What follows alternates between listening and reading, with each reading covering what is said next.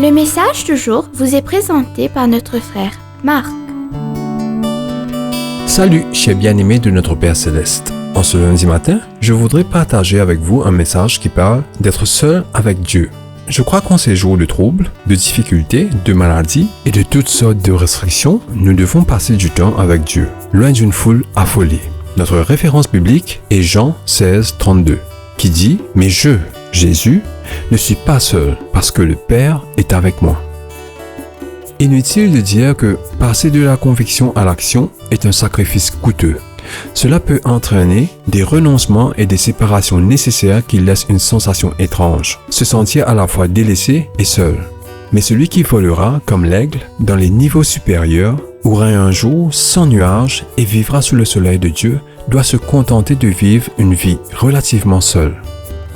Bien-aimé, aucun oiseau n'est aussi solitaire que l'aigle. Les aigles ne volent jamais en groupe, mais jamais deux ensemble. Mais vivre pour Dieu, quelle que soit la manière dont le renoncement est privilégié, connaît en retour la communauté divine. Dieu cherche des eagle men, des hommes aigles. Aucun homme ne parvient jamais à la réalisation des meilleures choses venant de Dieu.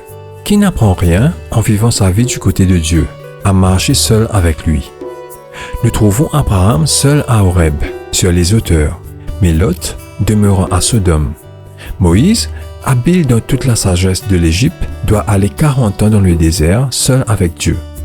Paul, qui était rempli de connaissances grecques, et s'était également assis aux pieds de Gamaliel, doit aller en Arabie et apprendre la vie du désert avec Dieu. Bien-aimés, laissez Dieu nous isoler.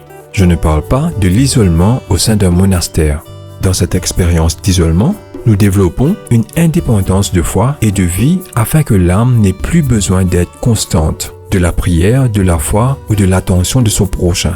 Une telle assistance et inspiration de la part des autres membres sont nécessaires et ont leur place dans le développement d'un chrétien. Mais il arrive un moment où elles agissent comme un obstacle direct à la foi et au bien-être de l'individu.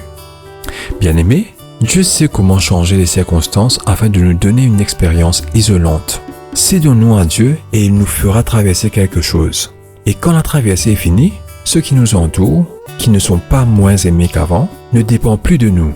Nous nous rendons compte qu'il a opéré certaines choses en nous et que les ailes de nos âmes ont appris à battre l'air supérieur.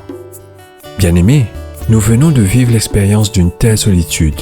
Jacob devait être seul pour que l'ange de l'Éternel lui murmure à l'oreille le nom mystique de Shiloh. Daniel devait être seul s'il voulait voir les visions célestes. Jean devait être banni à Patmos s'il voulait profondément prendre et garder fermement l'empreinte du ciel. De même, bien-aimés, sommes-nous prêts à être seuls et à passer du temps avec Dieu? Je vous en prie, rappelez-vous que Jésus a foulé le pressoir seul. Sommes-nous préparés à un splendide isolement plutôt que de laisser tomber? Le choix nous appartient.